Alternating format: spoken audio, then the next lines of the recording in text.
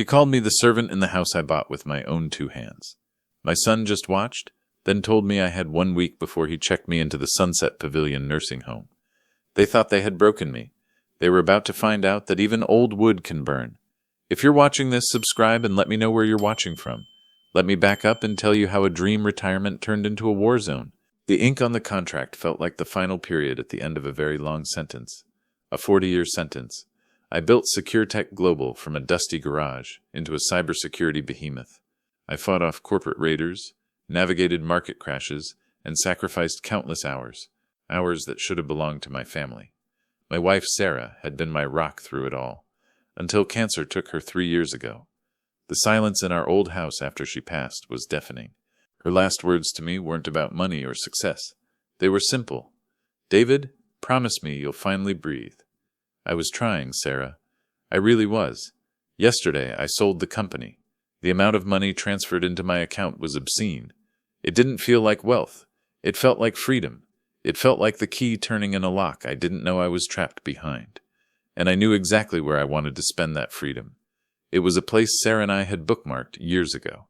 A stunning modern structure perched on the pristine white sands of Naples, Florida. It wasn't a palace, but it was perfect. Floor-to-ceiling glass walls that opened completely to the Gulf of Mexico. The floors were cool, polished travertine. The air smelled of salt, expensive wood, and peace. It was the place we were supposed to grow old together. Now, it was just me. I arrived on a Tuesday afternoon. I walked through the front door, dropped my single suitcase in the grand foyer, and walked straight through the living area, across the deck, and onto the sand. The water was warm around my ankles. The sun was hot on my face. I stood there for an hour, just watching the waves, finally breathing. For the first time in decades, I felt truly alone, and for a moment it felt good. The weight of the world lifted off my shoulders, but that weight was about to come crashing back down. That first night, I didn't bother unpacking. I sat on the deck with a glass of expensive wine, the kind Sarah used to save for special occasions. I watched the sun dip below the horizon in a blaze of orange and purple. The silence was profound. No emergency calls, no anxious investors, just the rhythm of the ocean. I planned a month of solitude. I needed to decompress. I needed to reintroduce myself to the man I was outside of the boardroom. I was just starting to drift off in the chair when my phone buzzed violently on the table next to me. I squinted at the screen. Ethan, my son. Ethan was 28, bright, but he had never applied himself. I had given him every advantage. Elite schools, a generous allowance, seed money for several failed business ideas. He never seemed to understand the value of hard work. He just expected things to happen for him. He married Chloe 2 years ago. Chloe was a woman whose ambition was matched only by her appetite for luxury. I tried to like Chloe, but there was a hardness around her eyes, a calculating coldness that always unsettled me. She always smiled, but the smile never reached her eyes. I smiled, assuming he was calling to congratulate me. "Hey, Ethan," I said, sitting up. The night air felt suddenly cooler. "You wouldn't believe this sunset. It's the most beautiful thing I've ever seen." "Yeah, great, Dad. Looks nice," Ethan said. The night air felt suddenly cooler. "You wouldn't believe this sunset. It's the most beautiful thing I've ever seen." "Yeah, great, Dad. Looks nice," Ethan said. His voice was rushed, tight with stress. He wasn't listening. He never listened. "Listen, we have a situation." My stomach tightened. With Ethan, a situation usually meant he needed money. "What's going on? Is everything okay?" "Not really. There was a fire?" "A fire," I gasped, instantly alert. Adrenaline surged through me. "Are you and Chloe all right? Where?" "We're fine, Dad," he sighed. He sounded impatient, annoyed by my concern. "Not our place. Chloe's parents' house. A small electrical fire in the kitchen. The whole place has smoke damage. They have to move out for repairs. It's a nightmare." "Oh, that's terrible," I said, relieved they were safe. "Well, they can stay here, of course. I have 5 guest rooms. It's a big house." I thought I was being generous. I thought I was being a good father. I was wrong. There was a long pause on the other end. I heard Chloe's sharp voice whispering urgently in the background. I couldn't make out the words, but the tone was demanding. "Yeah, about that," Ethan said. His voice shifted. It became colder, more formal, like he was reading from a script. "That's not going to be enough." "I don't understand. Why not?" "Because it's not just her parents, Dad. The dread started creeping up my spine. I knew what was coming next. Chloe's sister, Lisa, is having marital issues and needs a break. She's coming with her 3 kids, and her brother Mark is between Lisa's. So we're all coming down. I did the math quickly. Ethan, Chloe, her parents, Evelyn and John, Lisa and the 3 kids, Mark, 10 people. Ethan, that's a small army, I said, trying to keep my voice light. The frustration was mounting. My month of solitude was evaporating. I just moved in. I was planning on some quiet time. We know you were, Dad, but this is an emergency, Ethan snapped. The respect was gone from his voice. Chloe is incredibly stressed. Her family needs this. You've always talked about family first, right? He was using my own words against me. A low blow. This is my home, Ethan. Not a resort. It's a massive beach house, Dad. You don't get to hoard it. Hoard it. I had owned it for less than 24 hours. We're already packed. We'll be there tomorrow around noon. And here's how it's going to work. He didn't ask. He dictated. And that's when the real demands began. Chloe's parents need the master suite, Ethan continued. His voice was devoid of any warmth. The smoke aggravated Evelyn's asthma. They need the air filtration system in that room, and the private balcony. I couldn't believe what I was hearing. The master suite. The room with the view of the ocean. The room I bought for Sarah and me. My room? Ethan, I am not giving up the master suite. I just got here. You have to, and Chloe and I will take the main guest suite on the 2nd floor. Lisa and the kids can take the other 2 upstairs rooms. Mark can take the one downstairs. He had it all planned out. They had already divided up my house. And where exactly am I supposed to sleep? I asked. My voice trembled with anger. There's that small room off the garage, the staff quarters. It's perfectly fine for you. It's quiet. You said you wanted quiet. The staff quarters. A room barely bigger than a closet. A twin bed. A window facing the concrete wall of the garage. They were putting me in the servants' room. In my own house. Absolutely not. I will not be banished to the garage. Ethan laughed. A short, cruel sound that twisted in my gut. It wasn't his laugh. It was Chloe's laugh coming out of his mouth. Look, Dad, let's get something straight. You're getting older. You need to be realistic about your needs. You don't need a huge suite. You just need a place to rest. We are coming tomorrow. Be ready. And if I'm not, if I say no, my heart hammered against my ribs. I was waiting for the punchline, waiting for him to say it was all a joke. It wasn't a joke. The line went silent for a moment. When Ethan spoke again, his voice was ice cold. If you don't like it, I heard there's a very nice nursing home just down the street. The Sunset Pavilion. I checked. They have availability. Don't make this harder than it has to be, Dad. He hung up. I stood there, the phone still clutched in my hand. The sound of the waves, which had been so soothing moments ago, now sounded menacing, crashing against the shore. A nursing home. My own son had threatened to throw me away. The betrayal was so profound, so agonizingly sharp, that it stole my breath. I had given him everything, and he saw me not as his father, but as an obstacle, an aging inconvenience standing between him and the lifestyle he felt he deserved. They thought I was weak. They thought I was broken. They were wrong. I walked back into the beautiful house. It felt cold now, tainted. The dream had become a nightmare. The heartbreak didn't last long. It quickly hardened into something else. Something cold, sharp, and focused. Fury. They thought I was a tired old man, easily bullied and discarded. They forgot who I was. They forgot the man who built a global empire by outsmarting competitors and negotiating ruthless deals. They forgot the man who destroyed companies that tried to cross him. They wanted a war. I would give them one. I picked up my phone and dialed the one person I knew I could trust implicitly. Robert. He had been my corporate counsel and my closest friend for 30 years. He was the only one who knew where all the bodies were buried. David? It's nearly midnight, Robert answered, his voice thick with sleep. How's Paradise?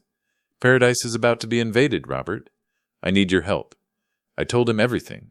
The phone call, the demands, the fire story, the threat of the nursing home. Robert listened in silence. When I finished, I could hear the controlled fury in his voice. That ungrateful little... He stopped himself. David, what do you want to do? We can get a restraining order. Stop them from coming. No, I said, my mind racing. The CEO brain was back online. The strategies were forming. I want them to come. I want them to show me exactly who they are. I need to know the depth of this betrayal before I cut the cord. Okay, Robert said. His lawyer brain kicked into high gear. Then we need a plan, we need protection, and we need leverage. We spent the next few hours on the phone. The plan was ruthless, calculated, and necessary. First, the house, Robert said. It's currently in your name. We need to move it. Immediately, I'll draft the paperwork to transfer the ownership to the Ocean Legacy Irrevocable Trust. We discussed this for tax purposes anyway. Good. Make yourself the sole trustee, Robert. I don't want my name anywhere near the deed. If they try to take it, they have to go through you. Done. Next, Ethan's finances. He still has access to the subsidiary account you set up for him, correct? The one with about $100,000 in it? Yes. And his credit cards are linked to my main account. We freeze them all. Tonight, I'll call the banks now. I'll wake up the compliance officers if I have to. By the time he wakes up, he will be financially isolated. He won't have access to a single cent. And the long-term plan? I asked. We gather evidence, David. If they are planning what I think they are planning to exploit you, maybe challenge your competency. We need proof. We need a smoking gun. I'll hire a private security firm. The best. Discreet surveillance. Hidden cameras in the main areas of the house. We need to document everything. Do it, I said, my resolve hardening. I want every disrespectful word, every greedy glance recorded. I'll fly down tomorrow morning, David. We'll handle this together. I hung up the phone, feeling a strange sense of calm. The war had begun, and I was ready to fight. The next morning, I followed through with the first part of the plan. I moved my belongings into the staff quarters by the garage. It was humiliating. The room was cramped. It smelled faintly of motor oil and cleaning supplies. The twin bed was hard.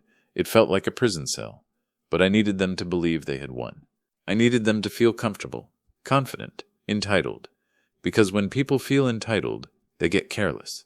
They make mistakes, and I needed them to make mistakes. Robert arrived at 10 a.m. He was accompanied by 2 men from the security firm. The lead agent, a sharp, no-nonsense man named Miller, shook my hand. Mr. Miller, we appreciate your discretion, Robert said. We specialize in delicate family situations. Mr. Vance, Agent Miller replied. We'll be invisible. They worked quickly, installing microscopic cameras and microphones in the living room, the kitchen, the dining room, and the main deck. They even put one in the master suite. They won't find these, Miller assured me, and everything is being fed directly to a secure off-site server. You'll have real-time access. Robert looked around the magnificent house. The sun streamed through the glass walls. The ocean sparkled in the distance. It's beautiful, David. It's a shame they are going to ruin it. They won't ruin it, Robert. They just won't get to keep it. At noon, the invasion began. It started with the roar of engines. A convoy of vehicles pulled into my driveway. It looked like a parade of greed. Ethan and Chloe were in the lead, driving a brand-new Range Rover. A car I realized they must have purchased yesterday, likely expecting me to pay for it. The arrogance was staggering. Behind them was a large SUV carrying Chloe's parents, Evelyn and John Davis, and a minivan packed with Lisa, her 3 screaming children, and Mark, Chloe's deadbeat brother. They didn't knock. They just walked straight into the house, like they owned the place. They dropped bags in the foyer and started shouting orders. The chaos was immediate. Wow, this place is incredible, Chloe shrieked, spinning around. Her eyes were wide, calculating the cost of everything. The travertine floors, the designer furniture, the artwork. Finally, some civilization, Evelyn Davis announced. She immediately sank into the expensive white sofa, kicking off her shoes. David, where are you? We need help with the bags. And I need a drink. A martini. Dry. They didn't even greet me. They just started demanding service. I walked out from the hallway. Robert stood slightly behind me. His presence seemed to surprise them. Hello, everyone, I said quietly. My voice was calm, measured. Dad, finally, Ethan said, brushing past me. He avoided eye contact, a habit he had when he knew he was wrong. He stopped when he saw Robert. Robert, what are you doing here? Just finalizing some retirement paperwork with your father, Ethan, Robert said smoothly. His voice was professional, but I could see the steel in his eyes. Congratulations on the new car. It's impressive. Ethan flushed slightly. He knew he couldn't afford that car. Yeah, thanks. Chloe walked over, Her heels clicked sharply on the floors. Her eyes narrowed suspiciously at Robert. She always sniffed around when money was involved. Paperwork? What kind of paperwork? She demanded. No greeting, no politeness. Just standard estate planning, Chloe, I said. I played the role of the slightly confused old man. I shuffled my feet slightly. I softened my voice. It's all very complicated. Robert is helping me sort it out. Chloe seemed satisfied with that answer. Estate planning meant money. Fine, whatever. Now, David, show my parents to the master suite. They need to rest. And where is that martini? She didn't even call me Dad, just David. The disrespect was intentional. I led Evelyn and John Davis to the master suite. My suite. They walked in and immediately started criticizing the decor. It's a bit cold, isn't it? Evelyn sniffed. She ran a finger along the dresser, checking for dust. And the light is too bright. We'll need blackout curtains. Silk. I need silk. And the mattress is too soft, John complained, bouncing heavily on the bed. The bed Sarah and I had dreamed of. We'll need a new one. Today, the expensive kind. I just nodded, biting my tongue so hard I tasted blood. The cameras were watching. The microphones were listening. Let them talk. Every word was a nail in their coffin. The next few days were torture. The house was constantly noisy, messy, chaotic. Lisa's children ran wild. Sticky hands touched everything. The white sofa was already stained with juice. Lisa spent most of the day crying by the pool, drinking wine and complaining loudly about her Herbert. Mark, Chloe's brother, was worried. He threw loud parties on the deck every night with strangers he had found in town. The smell of cheap beer and smoke hung in the air, masking the scent of the ocean. The peace I found was shattered, but that wasn't the worst part. They treated me like the help, not even like family, like a servant. David, the Wi-Fi is slow, fix it. David, we're out of champagne. Go to the store and get the good stuff this time. David, the pool temperature is too low, call the pool guy. And clean the leaves out while you're at it. I did everything they asked.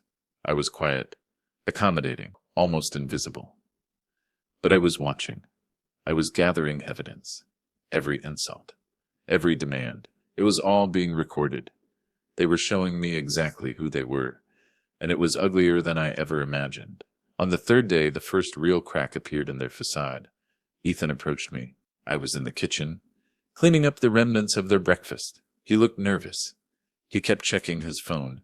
He paced the kitchen floor. He wouldn't look me in the eye. He was sweating, despite the air conditioning. Dad, I need to talk to you, he said. His voice was low, urgent. What is it, Ethan? I asked, still scrubbing a pan. It's about the Range Rover.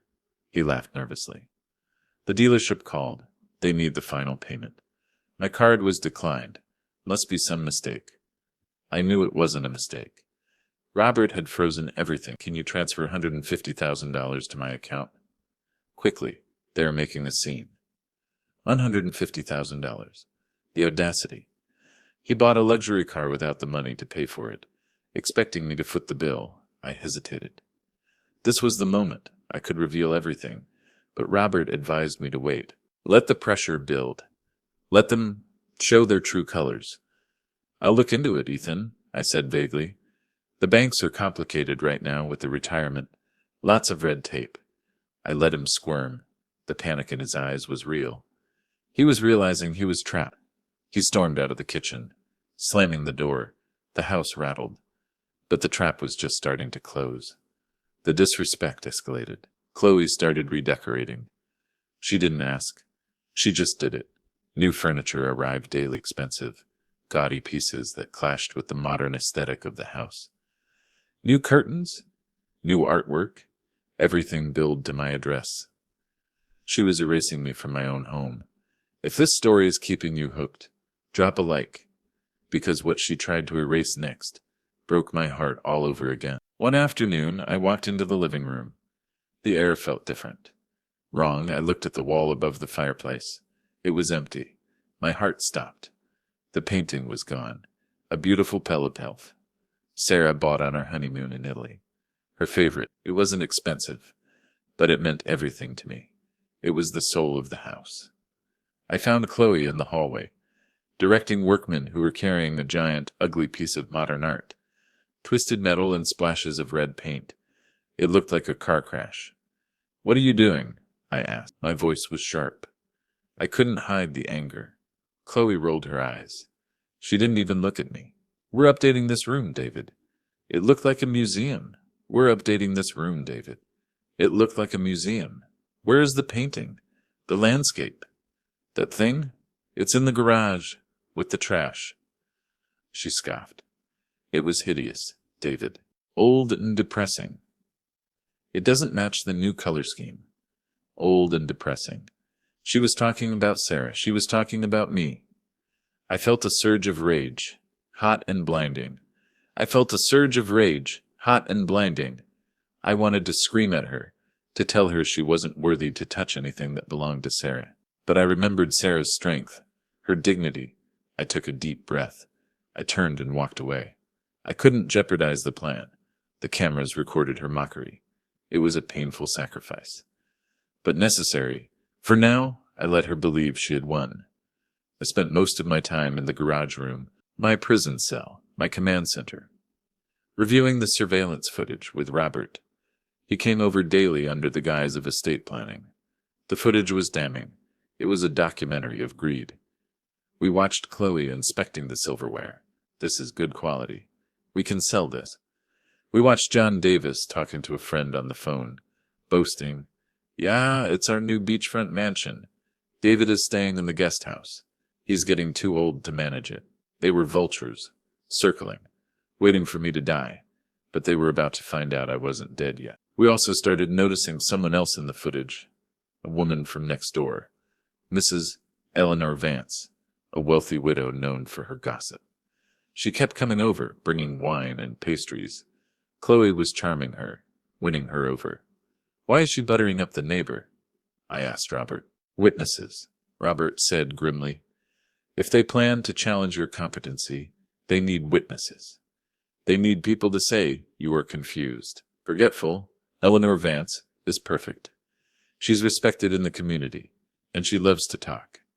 They were building a case against me, brick by brick, lie by lie, but the most crucial discovery came from a hunch I had.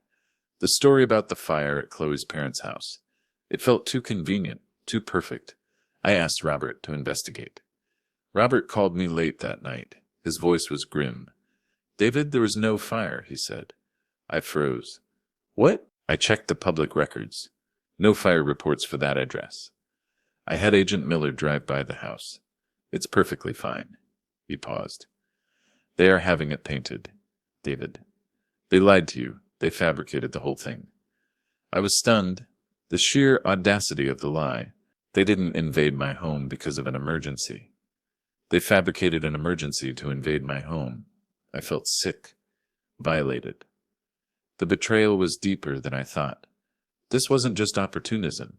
It was a calculated conspiracy. Should I confront them now? I asked Robert. My hand was shaking with fury. "No," Robert urged. "Patience, David. This is fraud. It strengthens our case. It shows premeditation. Let them dig their hole deeper. We need them to make the next move." The tension in the house was rising.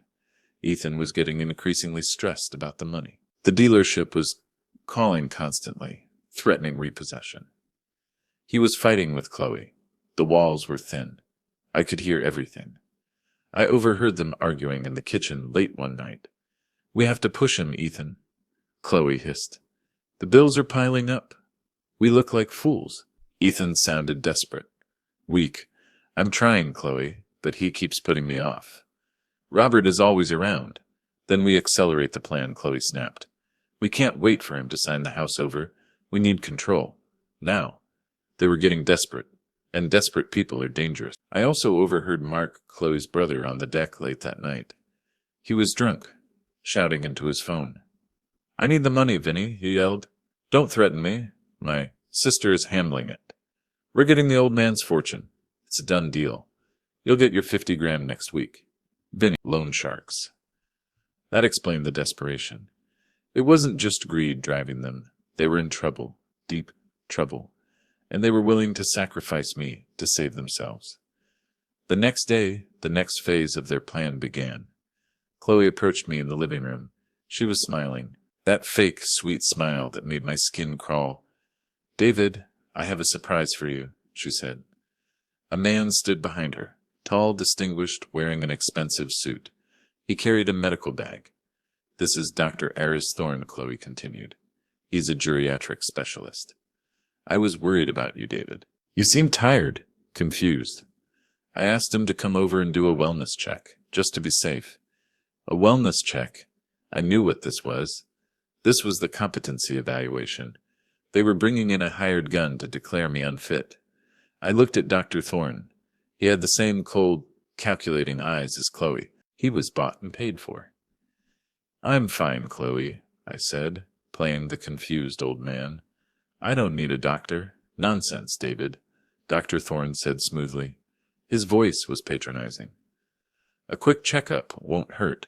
Let's sit down and have a chat." He started asking me questions, simple questions. "What day is it? Who is the president? Where are we?" I answered them all correctly. But he twisted my answers. "You seem hesitant, David." Dr. Thorne noted, scribbling on his notepad. "Are you having trouble remembering things?" "No, I'm just tired of being insulted in my own home," I said sharply. Dr. Thorne smiled thinly. "Aggression, paranoia, common signs of cognitive decline." I realized this was a rigged game. I couldn't win, but I could still play. "I think we're done here, Doctor," I said, standing up. "We're not done until I say we're done," Dr. Thorne said, his voice hardening. "Get out of my house," I roared. Chloe gasped, feigning shock. "Dad, don't be rude to the doctor." Dr. Thorne just shook his head sadly. "It's worse than I thought. We need to consider long-term care options, Chloe.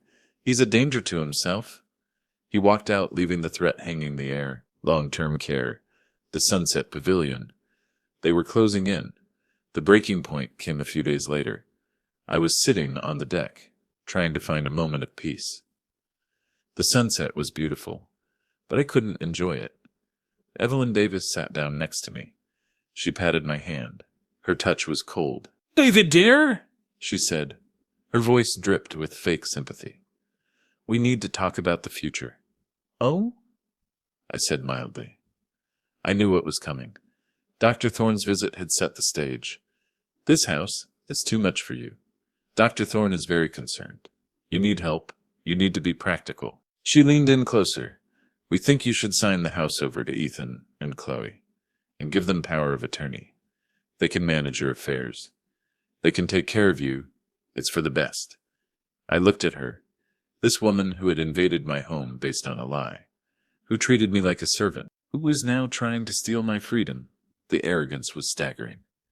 "You can stay here, of course," she continued magnanimously. "In the staff quarters, we'll make sure you're comfortable, but you can't handle the stress of managing this estate. It's time to let go, David." I wanted to laugh in her face. I wanted to tell her I knew everything, but instead, I played the part. I needed them to believe they were close to victory. I needed them to expose their ultimate plan in full view of the cameras. "Power of attorney?" I asked. I sounded hesitant, confused. "I don't know. It's all so sudden. I need to talk to Robert." "Robert is not family, David," Evelyn said sharply. "We are family. We know what's best for you." She walked away, confident she had won. She was wrong. That very night, Robert and I were in the garage room, reviewing the footage from the living room. We watched them gather, after dinner. They were celebrating they had invited Eleanor Vance, the neighbor. "He's ready to crack," Evelyn said, sipping her wine. "He's considering the power of attorney." "It's about time," Chloe said. Her voice was cold and sharp. "Dr. Thorne's report is devastating. He confirmed cognitive decline.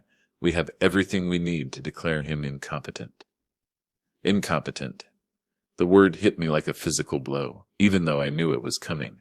Hearing it out loud hurt. Eleanor Vance nodded sadly. I noticed it too. He seems so confused lately. He forgot my name the other day. Lies. I never forgot her name. I just ignored her. "It's sad," Ethan said. He was biting his nails. A nervous habit, but it's the right thing to do. He needs help. He was justifying his betrayal. He was convincing himself he was a good son. The delusion was astounding. They weren't just greedy. They were cruel. They wanted to take everything. My money, my freedom, my dignity. They wanted to erase me. I turned to Robert. My hands were shaking, but not with fear, with fury. Did you hear that, Robert? Incompetent. A bribed doctor, a manipulated neighbor, a weak son. Robert looked grim. We heard it, David. We have everything we need.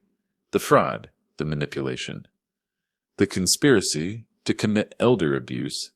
Dr. Thorne's report? I already have his financial records. Chloe's father paid him $50,000 last week. I felt a profound sadness. This was the end. There was no coming back from this. I looked at a picture of Sarah on my laptop. I knew what I had to do. It's time, I said. Let's end this. The transformation began the moment I made the decision. I stopped being the victim. I remembered who I was. I was David Miller, the man who built an empire, the man who didn't suffer fools. I decided to host a dinner party, a formal celebration. I called it Family and Future. I told Ethan and Chloe that I had made a decision, that Robert would be there, to discuss the estate planning, to finalize the transfer of the house and the power of attorney. Their excitement was palpable, sickening. They thought they had won. They finally believed the old man had broken. They spent the entire day preparing. Chloe had her hair and makeup done professionally. She wore a new dress.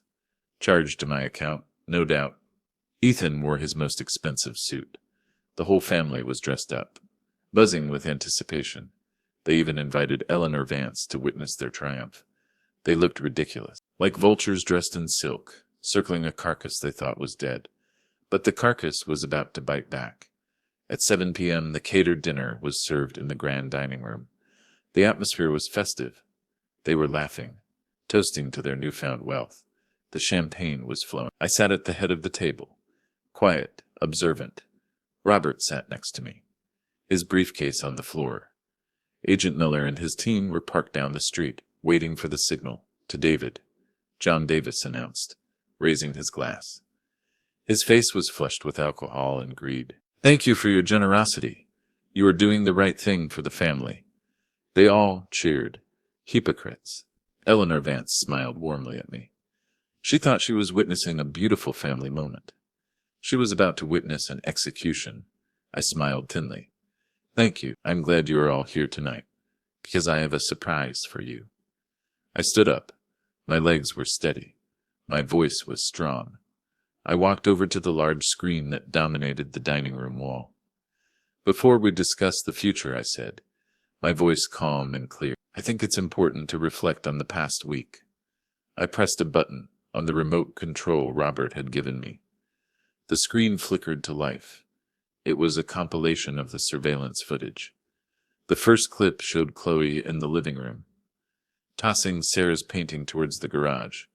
Her voice echoed in the silent room. This thing is hideous, old and depressing.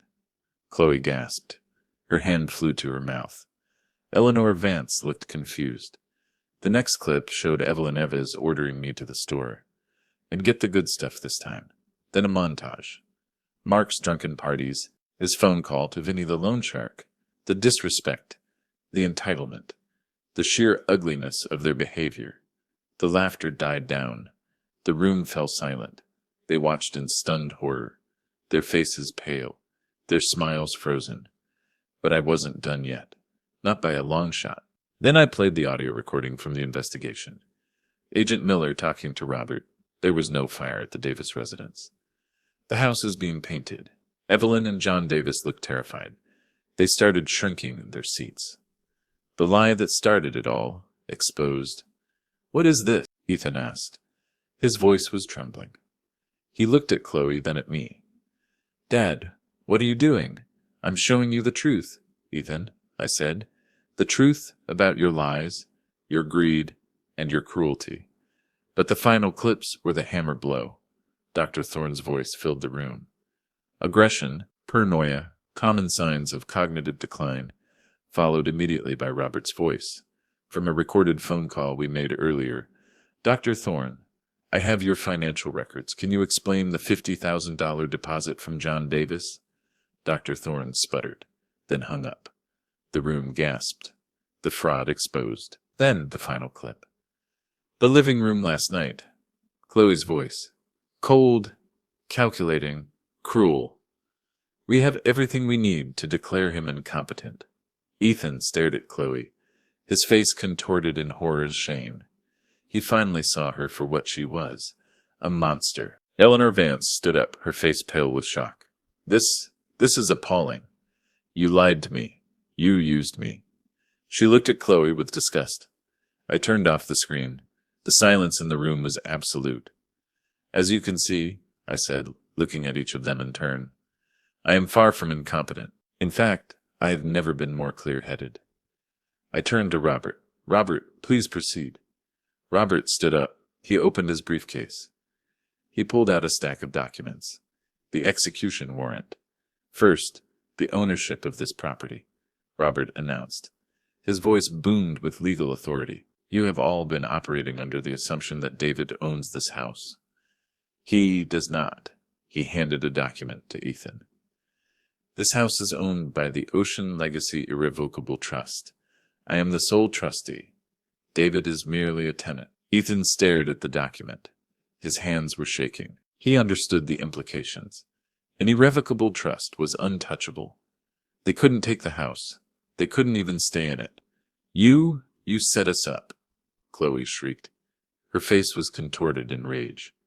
She stood up, knocking over her chair. You manipulative old man. I was prepared to share my home with my family. I said, my voice was heavy with emotion. But you didn't see it as my home. You saw it as your entitlement. You treated me like an obstacle. You threatened me with a nursing home. I looked at Ethan. You forgot who I am, son. Next. Robert continued, ignoring Chloe's outburst. Ethan's finances. As of last week, all of Ethan's access to David's accounts and credit lines has been revoked. The Range Rover you purchased? The dealership has been notified of the fraud. They are on their way to repossess it. Ethan looked like he was going to be sick. But Robert wasn't finished. Furthermore, the trust fund established for Ethan contains a strict behavioral clause. Any attempt to abuse, manipulate, or financially exploit the grantor will result in the immediate forfeiture of the trust. Rupert looked directly at Ethan. Based on the evidence presented here tonight, the fraud, the manipulation, the conspiracy to declare David incompetent, Ethan has breached this clause. Effective immediately, his trust fund is dissolved. The funds will be donated to charity. Ethan stumbled back, falling into his chair. Dissolved? All of it? All of it, I confirmed. You will not receive a single cent. You wanted to stand on your own 2 feet. Now you have to. The room erupted into chaos. Chloe was screaming at Ethan. You idiot. You ruined everything. Evelyn and John Davis were yelling at Chloe. This is your fault. You told us it was a sure thing. Lisa was crying. Mark was trying to sneak out the back door. Silence. Robert roared. The room fell silent. You are all trespassing on private property, Robert announced. You have 1 hour to pack your belongings and leave. Otherwise, you will be arrested. He nodded towards the doorway. 2 uniformed police officers appeared, along with Agent Miller and his security team. The trap snapped shut. The next hour was a flurry of activity. Shouting, crying, slamming doors. The security team supervised the exodus, making sure nothing was broken or stolen. Eleanor Vance apologized to me profusely before leaving. I am so sorry, David. I had no idea. I will make sure everyone in this community knows the truth. Chloe's family turned on her viciously. We lost everything because of you, Evelyn screamed as she dragged her bags out. Chloe was hysterical, hurling insults at me as the police escorted her out. You'll regret this, David. You'll die alone. I just smiled. I'd rather die alone than live with parasites. Ethan was the last one to leave. He stood at the door, looking at me, his eyes filled with a mixture of resentment, regret, and disbelief. He looked like a little boy again, lost and confused. Dad, how could you? He whispered. I'm your son. Being a son means showing respect, Ethan. The sadness was overwhelming. It means valuing love over money. You forgot that. I paused. Ha! A nursing home, Ethan. That's what you thought of me. Ethan didn't answer. He just turned and walked away. He got into the Range Rover. I heard the engine roar one last time. Then they were gone. The silence returned. The house was quiet again. The sound of the waves reclaimed the space. Robert and I sat on the deck. The air felt clean again. That was tough, David, Robert said, pouring me a drink. It was necessary, I said. I felt exhausted, but liberated. The weight was gone. I sold the beach house a month later. It held too many bad memories. It was tainted by their greed. I donated the proceeds to a cancer research charity that Sarah supported. It felt right. Robert handled the fallout. Dr. Thorne lost his medical license after the medical board reviewed our evidence of the bribe. The Davis family fractured, blaming each other for the disaster. Mark was apparently arrested shortly after. Vinny the loan shark caught up with him. I started traveling. I visited all the places Sarah and I had dreamed of. The mountains of Peru, the vineyards of France, the temples Japan. I found peace in movement. I eventually found a small, quiet cottage in the mountains of North Carolina. It's peaceful, simple, and truly mine. No glass walls, just sturdy wood, a fireplace, and a view of the forest. I haven't heard from Ethan since that night. Robert told me that he and Chloe divorced. It was a messy, ugly affair. Ethan is working a regular job now, a bartender, struggling to make ends meet. He is finally learning the value of hard work, the consequences of entitlement. Sometimes, I miss the boy he used to be, the sweet, innocent child who used to hold my hand and laugh with Sarah in the garden. But I know that boy is gone. Greed destroyed him, or maybe he destroyed himself. As I watched the sunset over the mountains, sipping coffee on my porch, I realized that I finally found the peace I was looking for. It wasn't in a beach house or a bank account. It was in reclaiming my dignity, honoring Sarah's memory. Sometimes the hardest lessons are the most important ones. And sometimes protecting your peace is worth the price. They thought they could erase me, but they only erased themselves from my life. I was finally breathing, and I was doing it on my own terms. Thanks for listening. Please rate our story in the comment. If you enjoyed it, don't forget to subscribe. Your support means a lot, because your time matters.